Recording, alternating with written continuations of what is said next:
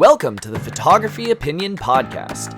We discuss all things photo, video, and camera related. I'm Ben Lucas. And I'm Stuart Marlantis. And this is Photo Op.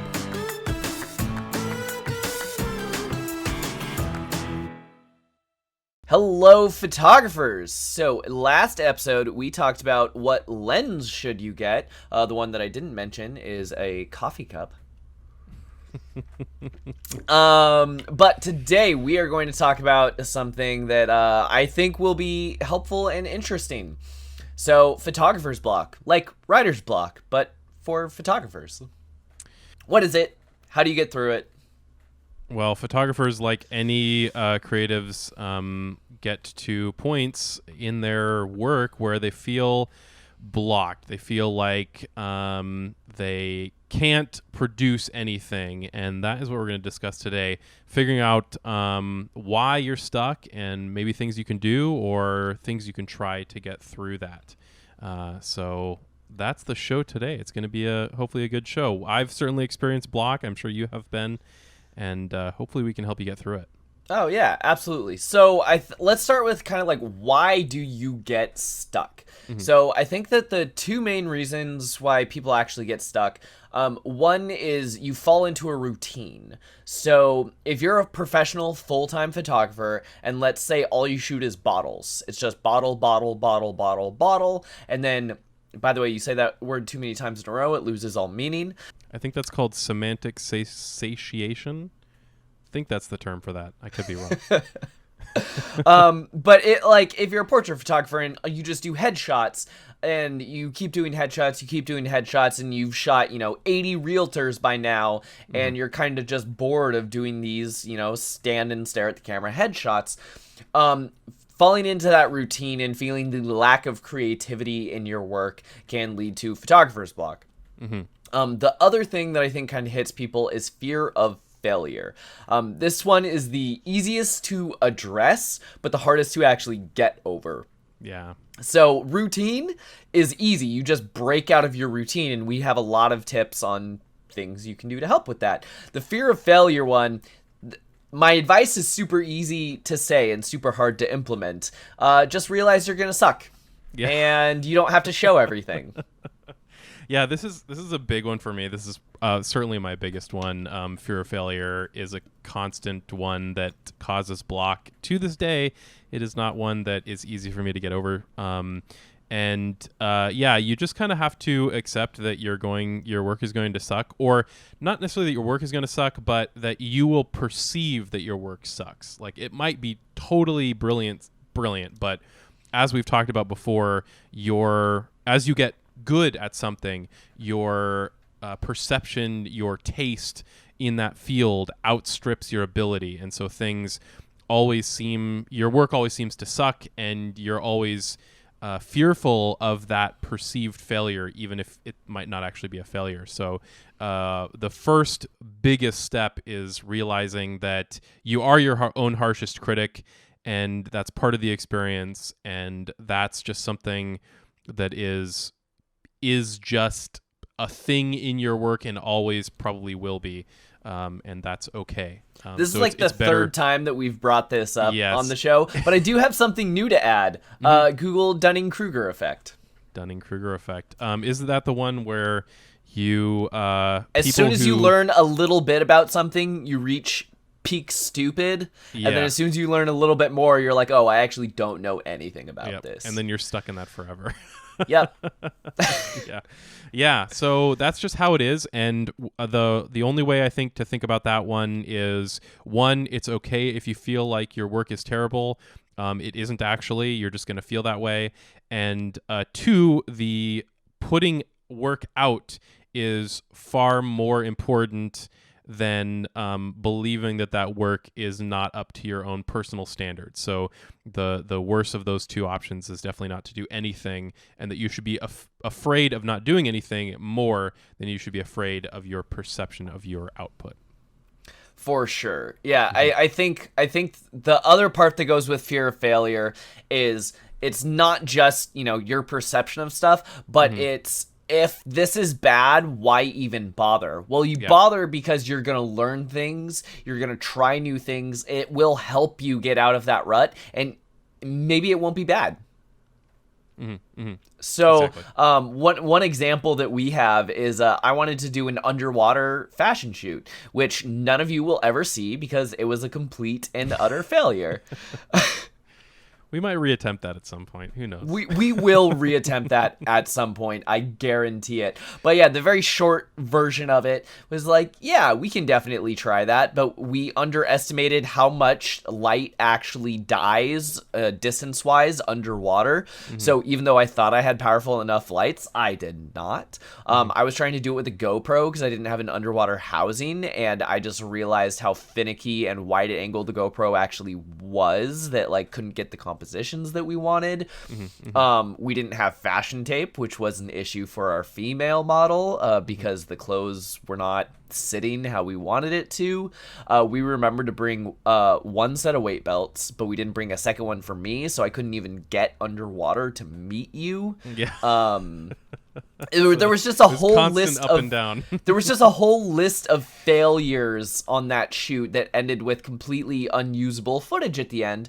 But it was a really good learning experience and growing experience, and it was something creative and interesting to just get that flowing. So sometimes you need to go out there and risk some failure and just try new things. Well, and sometimes failures are fun. Like, that was a fun shoot, even if it didn't really result in anything super exciting, or at least anything that we really wanted to show. It was just fun to get together and to try something that was literally and figuratively out of our depth. So I see what you did there. So it was a good time. And sometimes that's a way maybe to look at failure is, even if you do fail, it's okay, because you probably had a good time. You probably learned something. There's some success out of every failure, even if that success is, hey, I know not to do that again. So that's a way around it. Yeah. So you have photographer's block. Yeah. You are stuck. And what are some things that you can do to get over it? Well, that kind of depends on what photographer you are, but maybe a good way to get over this is to change the scene, to go somewhere else. Maybe that's going outside to start with, if you shoot mostly in a studio environment. Yeah, the other thing that I really enjoy is just get inspired by something. Go to a museum or an art gallery or a local farmer's market. Really just anything that is different from the norm that can inspire you, whether that is classical painters or, the different colors in market stalls, whatever it is, just kind of going outside, going for a walk, clearing your head, being able to get new input that is not the input that you get on a daily basis.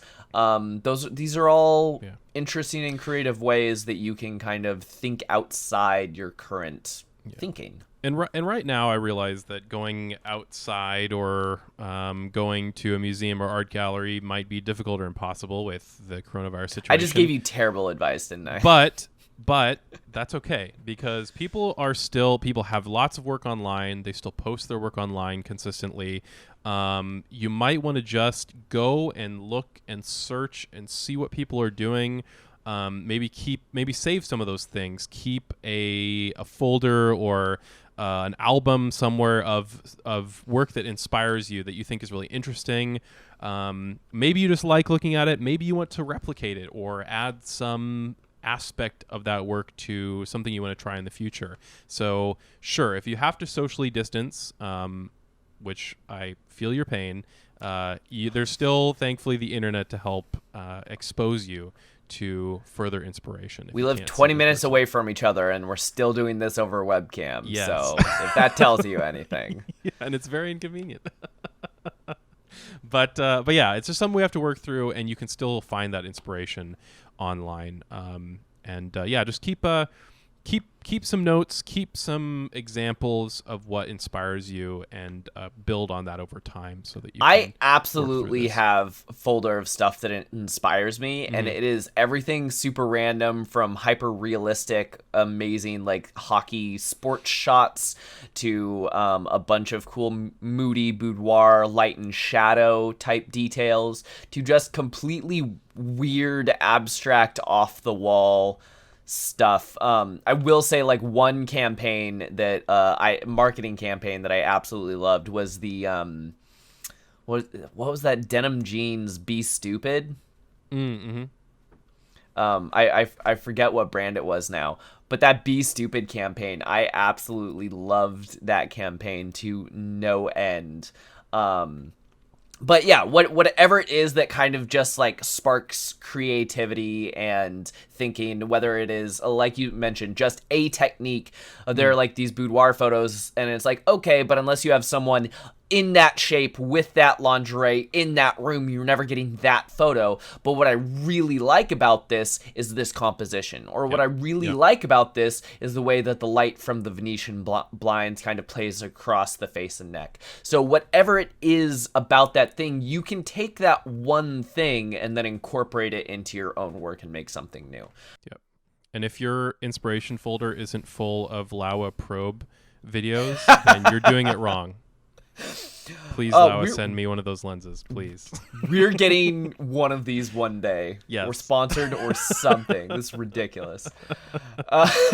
Yeah, we're not sponsored by Laowa, unfortunately, even though we bring them not up sponsored all the time. But, check out that Laowa probe lens and go look at those videos because that's amazing stuff. Anyway, so some other things you can do besides, just going outside, getting some fresh air, going for a walk, kind of looking at art that is outside photography, whether that is paintings or sculptures or whatever inspires you. Something else that's good is sometimes meeting with other photographers. So as a photographer, I think a lot of us have the tendency to see other photographers as competition or threat and not as friends and input.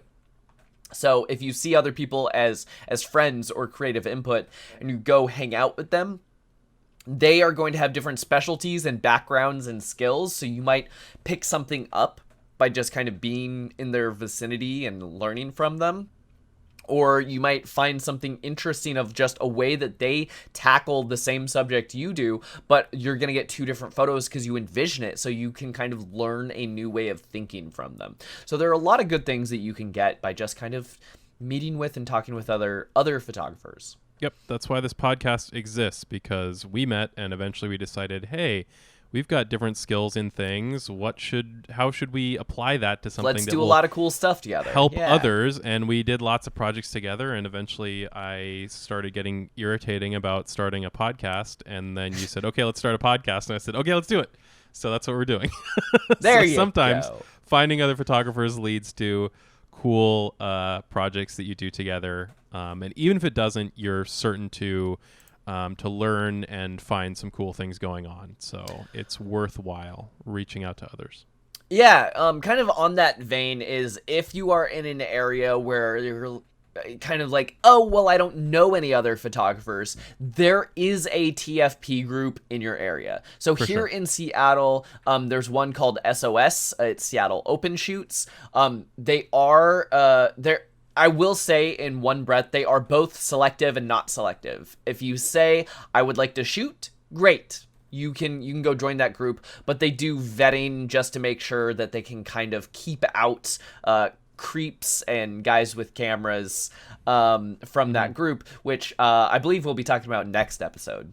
Yeah, we're going to cover the guy with camera. We are going to cover that one. So everyone in that group has been vetted to some level, but it's just a good way that you can say, hey, I have this idea. I am in this area. Is there anyone near me that would like to join? And you can meet new, interesting people that way, and you can get all of these people together and do those cool creative projects. Yep, for sure. The last, I think, thing you can do is to start a project. So if everyone has heard of a 365 project, you take like one photo a day. That is overly ambitious, and you will burn out, if not immediately, eventually. I made it to, I think, month 10 before there were 1 or 2 days that I was like missing. Wow, but that's even pretty far. up on Yeah, I made it pretty far, but even up till that, there were some that were very lazy or last minute, or it is 11:58. I should take a photo of my like feet, like Yeah. I just whatever, You- random. You've done better than I have. I think the longest 365 project I've attempted, I got maybe 6 months in, but generally I burn out after a few months. And the problem is, once you miss one time, then it's pretty much dead. It's Like, a you're snowball effect, Yeah, and you're then like, it just well, dies. I've screwed Yeah. it up, so now I can't do anymore. But So one thing Yeah. that I did to try and mitigate that is you could also do a 52 project. Mm-hmm. Just one a week makes it a little bit easier, especially for people with work schedules. But because of my style of photography is not like as someone who does street photography, they can go spend 20 minutes a day just kind of walking on the street, finding a new interesting composition and snap that, and they're done. But my style of photography is to plan and come up with these elaborate sets and backgrounds and costumes and kind of creative concepts, and then to execute that the day of shoot actually takes a couple of hours, and then there is all of this like Photoshop and compositing and retouching that gets layered on top of that. And you can't do that every day. That's literally not possible.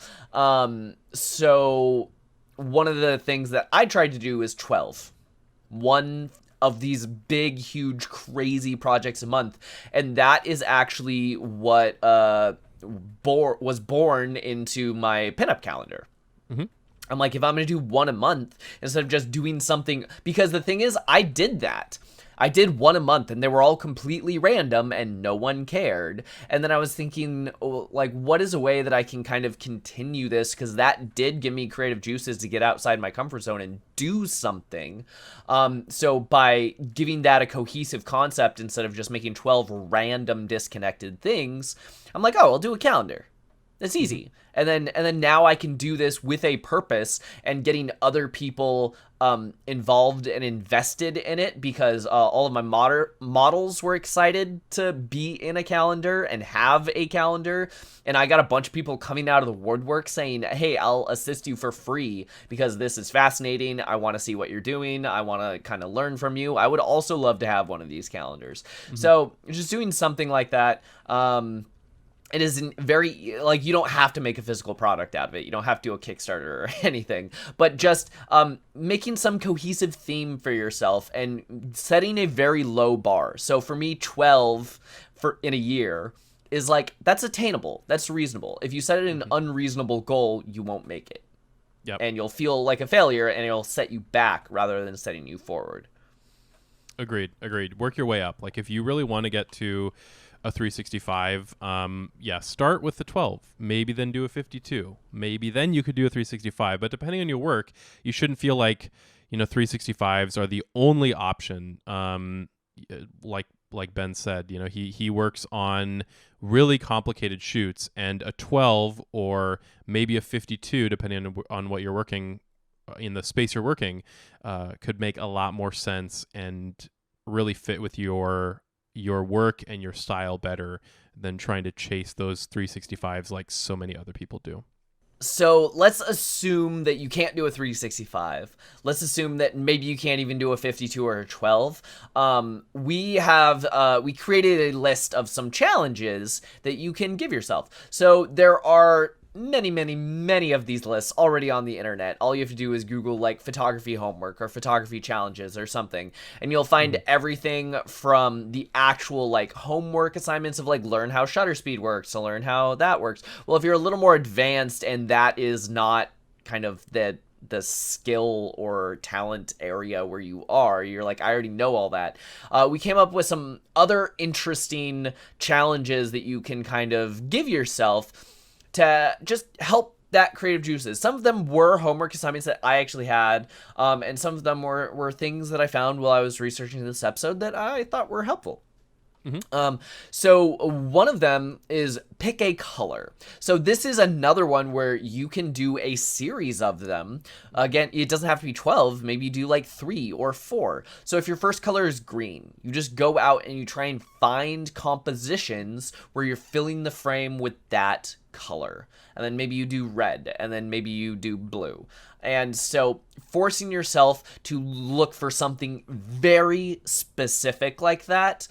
I mean, you could also do this with shapes, but forcing yourself to, rather than kind of look at the entire photo or composition or concept and kind of focus on those more graphical elements, it kind of retrains your brain on how you look at photographs. And this, especially these color ones or maybe shape ones, are a great way if you're looking for like content to put on your Instagram, for example. It looks super cool. Instagram loves to that. Scroll through. Like if you get this going and you add multiple colors, you do kind of a rainbow of these one color shoots. Then scrolling through your profile is really neat. Like having that kind of consistency. So this is not only a good challenge, this particular one, but it's also a good way to build out your social media a little bit more, something that is challenging and interesting to look at, but also has that kind of dual purpose that you'll feel good putting on your social media. So I would highly encourage it. Something that I learned when I was in art school and I was doing a lot of drawing. One of my friends told me almost anything looks good from a distance. And you realize that when you actually look at it close up, a lot of it looks like garbage. You see something from a wide perspective that's this big, detailed, beautiful, drawn cathedral with all of these little details and everything. And then you get up close to it and you realize all of their lines are crooked and their weights don't line up and the perspective's just a little bit off. But kind of like from a distance, it's fine.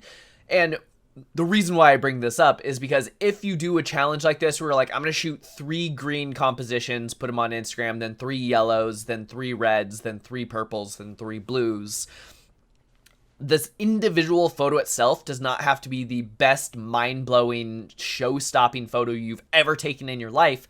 Is it okay? Is it good? And does it fit your theme? Great.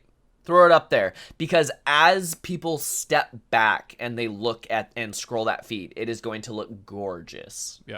Yeah, for sure. And plus, the whole point, right, is to get you shooting. Like, you shouldn't let your fear of failure, as we talked about, Indeed, prevent you from completing a challenge like this. So, as long as you're relatively okay with it, at least okay with it enough to post on Instagram, that's good enough. Like, don't overthink it.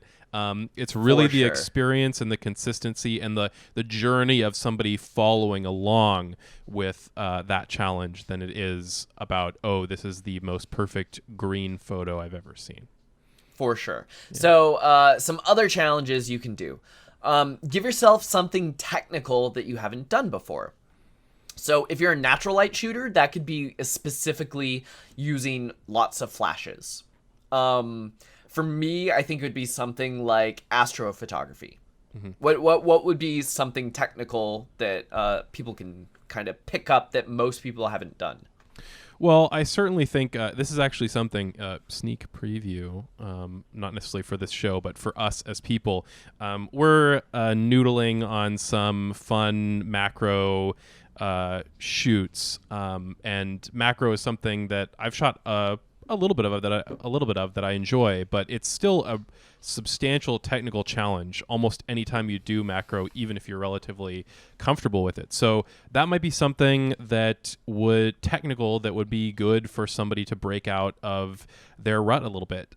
If you're shooting just consistently portraits or let's say landscapes, that kind of stuff, and reorienting your creative vision around something extremely small scale, telling a story at that kind of scale, could be really interesting for you. And don't feel like you need to run out and buy a lens for this. Definitely take advantage of rental. It's not that expensive to pick up even really interesting, really cool lenses for a weekend. Laowa. Do something like that. Yeah, Laowa Probe lens. Go get one of those.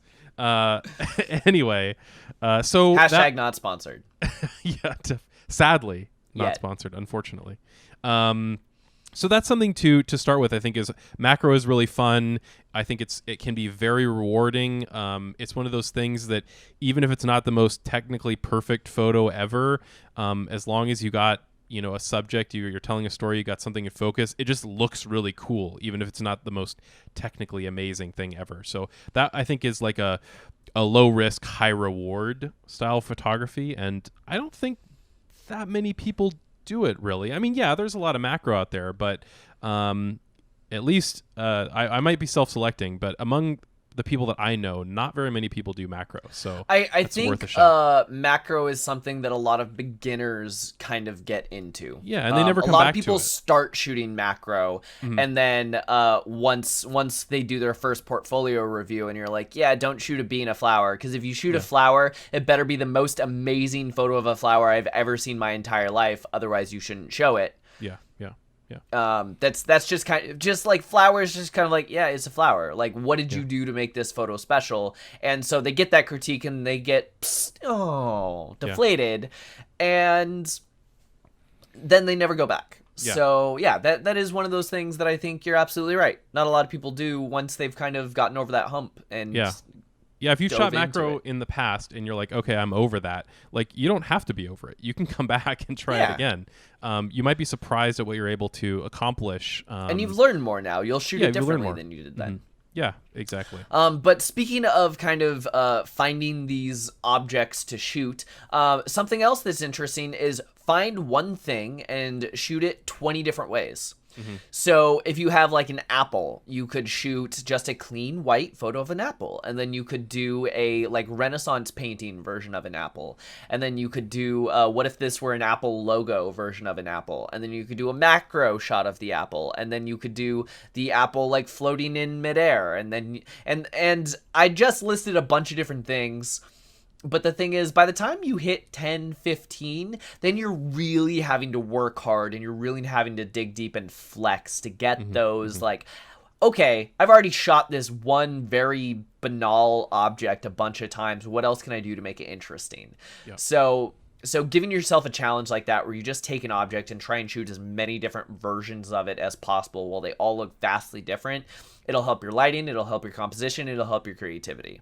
For those, sometimes I like to do, how could I take this object and make it as unrecognizable as possible without, like, totally destroying it? Like, how do you take a photo of an apple, and if you told somebody it was an apple, they'd be able to recognize that it is one, but you try to make it as, non-primed, as unrecognizable as possible. That's a way I like to go about those. So I love that challenge. Yeah, I kind of want to try that now. Yeah, and that could be one of the 20 different ways, or that could just be its own challenge. Take an object or something and try to shoot it in a way that makes it as unrecognizable at first glance, but still is recognizable enough that somebody would say, "Oh, I get it," if you told them what they're looking at. Anyway, I actually have a silhouette photo of a couple kissing where it's just the outline, and I would say it's about 50-50. Half the people who see it say, "Oh my gosh, that's amazing! I love it. It's so romantic and abstract and amazing." And the other half of people kind of look at it and are like, "What is that? Mountains? I'm not getting it. I'm not seeing it." Yeah, it's a fun one. It's a fun one. Yeah. So something else along those lines.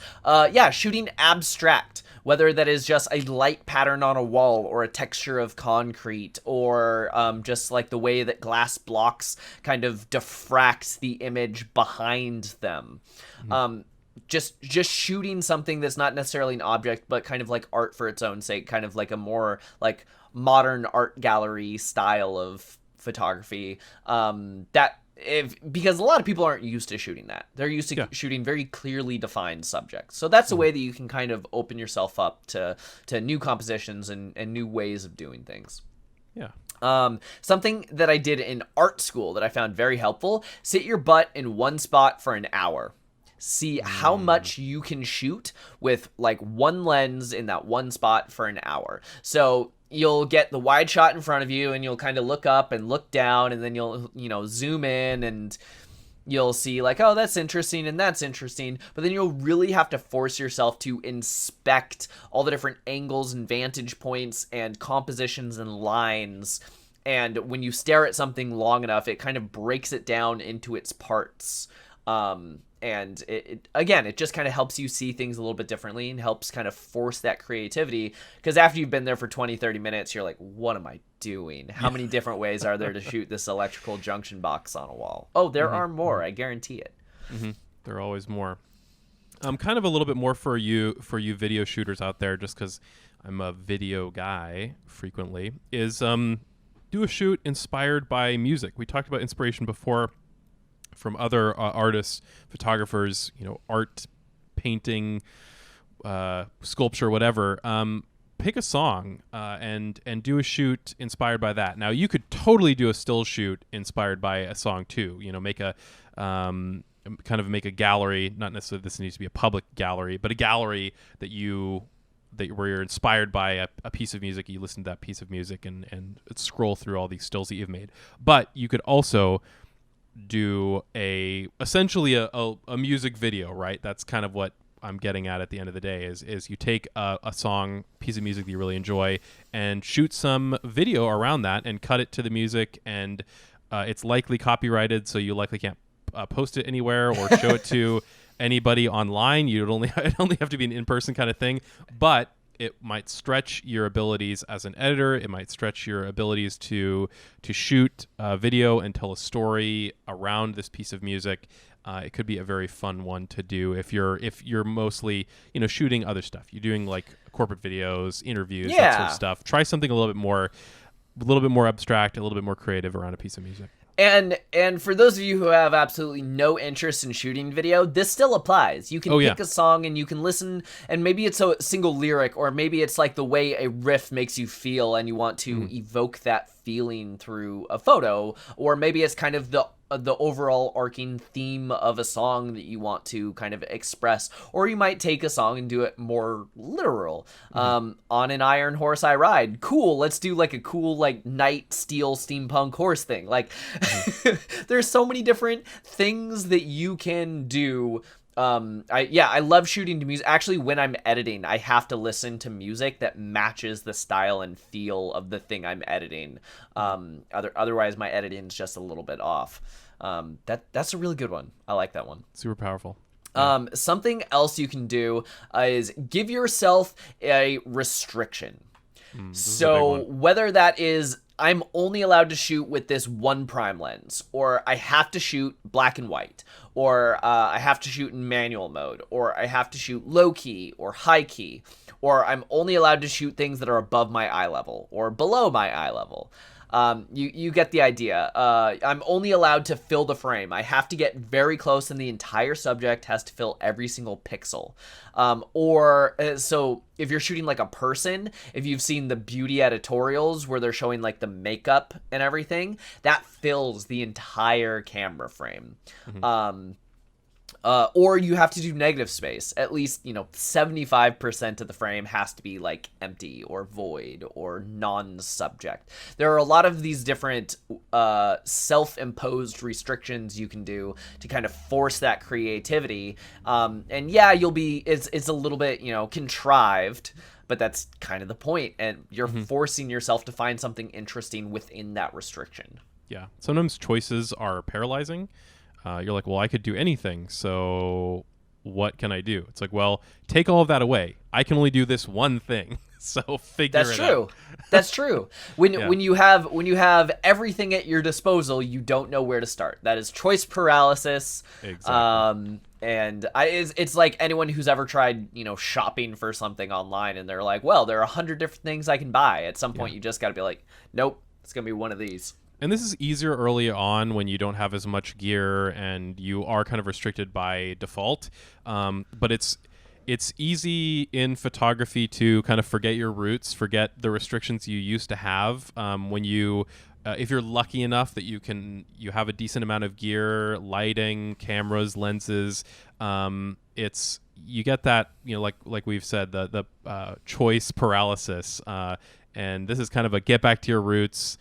give yourself only one thing that you're allowed to do, and be creative, and put yourself back in that headspace. I think it's a good thing to do regularly, potentially. Something that I saw when I was researching, beginners never get photographer's block because it means that you're being picky and selective about your work.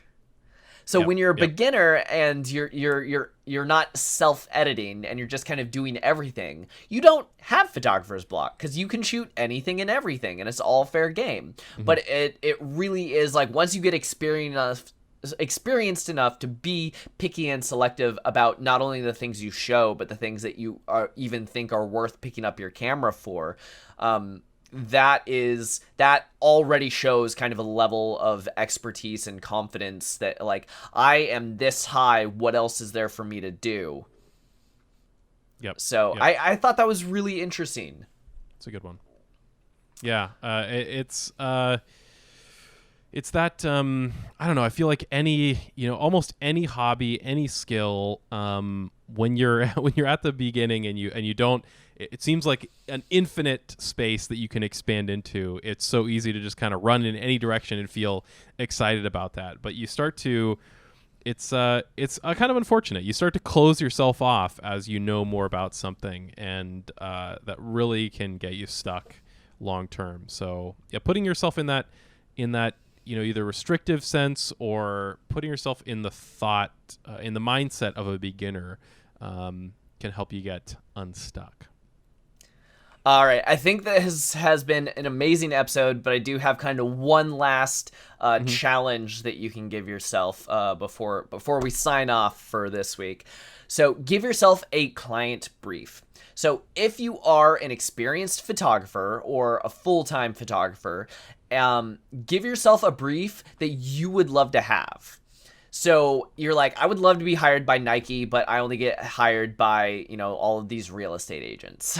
Well, then grab your Nike shoes and do something as if that company hired you. So you can create an ad campaign, or you can, when a client hires you and they give you a brief, they will have a list of, this is what we want, these are the restrictions. And part of that is like concept shoot.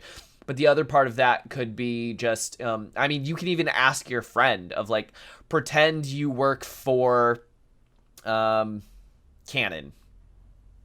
I need to show off something new and interesting about their new lens. What ad should I do? And they give you a pitch and you're like, I don't know how to do that. Well, too bad. You just got hired. You got to figure it out. So giving yourself a client brief also helps kind of flex that creativity and muscles in between your clients. Because if you aren't shooting anything and you aren't flexing those muscles, you have to give yourself something to do. Yeah, agreed. Yeah, that can really bring out a lot of creativity. Like let's say, like for the Canon example, this lens, its autofocus is faster than any other lens that we've built before. Show potential buyers that speed. That might be really hard to do, right? Like how do you show the speed of a lens? I mean, yeah, anybody can kick up the shutter speed and freeze motion, but that's super boring. So like how would you show something as abstract as this lens can focus quickly in a creative way? I think actually my favorite ad campaign, I want to say it was Sony, but their eye detection. Do you remember that one? Yeah. And it was like there's one clear person sitting in a room, but then there are like 15 other little boxes behind them, and it's like the cat and the person across the street, and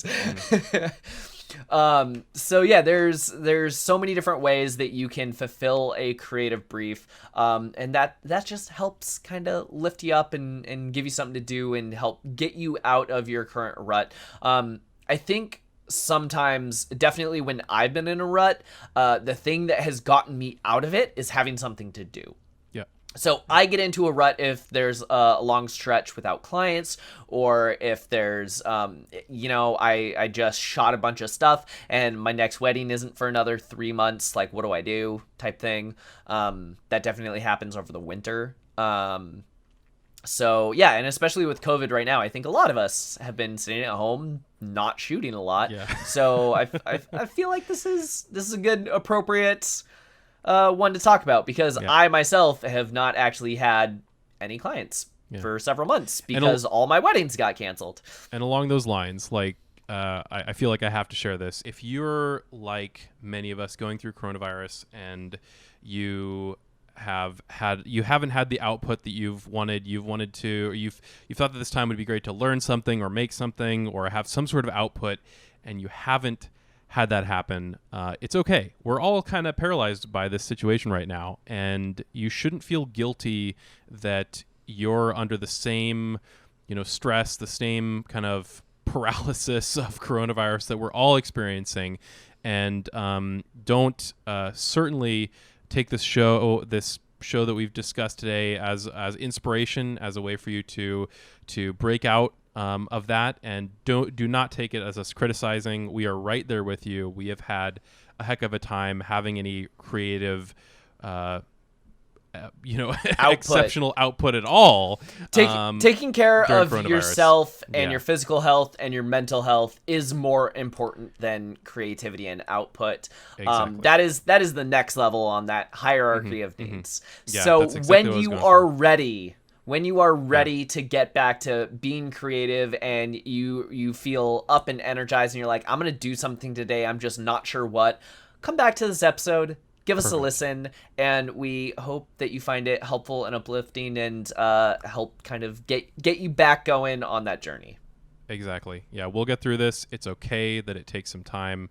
There's time for creativity, and definitely focus on yourself, feel better first, get in the space that you're ready to do this, and then you can flex some of that creativity and make some cool stuff. And I'm sure we both are wishing everybody out there the best during this strange time, and we hope that you all come out of it with some creativity in your pocket and a bright outlook on the future. So thank you so much for listening.